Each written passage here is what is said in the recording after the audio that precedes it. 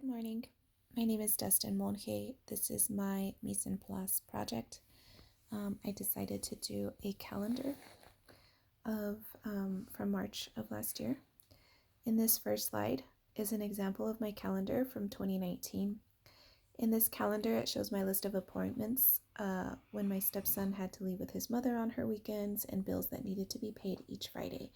I started doing this because I have 5 children and a parenting plan. So it was starting to get really busy and I'm very forgetful. I also began listing when certain bills were going to be paid and how much they cost. I estimated the available balance at the end of each list. Paydays are Friday, so the list was made to customize each payday. I began this system to keep us from spending and going into a negative balance. As you can see here, I've got bills, double paydays, appointments, things like that. In this next slide, I expanded the first week's list of bills that needed to be paid. I totaled the amount at the bottom, then I would subtract this amount from my account balance in my phone. I usually rounded these numbers out, so for example, if COF utilities were $156.27, I would just round that to $160. Or another example of that would be if a bill were in the amount of $112.87, I would just write down 113.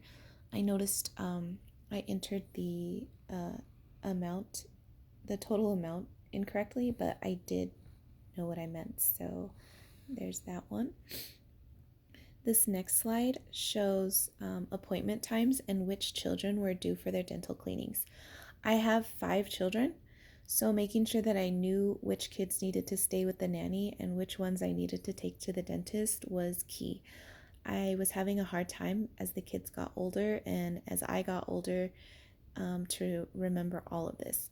Having 3 children, it wasn't as hard to remember, but we added 2 more to the mix around the same time, so I realized we needed to be way more organized. My concluding comments are that as I look back on these old calendars that I used to have, it shows me how organized I used to be. I haven't really kept up with my calendars and my schedules. I do notice that by not keeping up with those, our budgeting has been imbalanced. Kids have missed their appointments or we end up running late. This strategy worked like clockwork for me. So I looked at, our money as if it wasn't even available because I would take it out every single week. And then I was left with a balance that was available. And so that part I need to start doing again.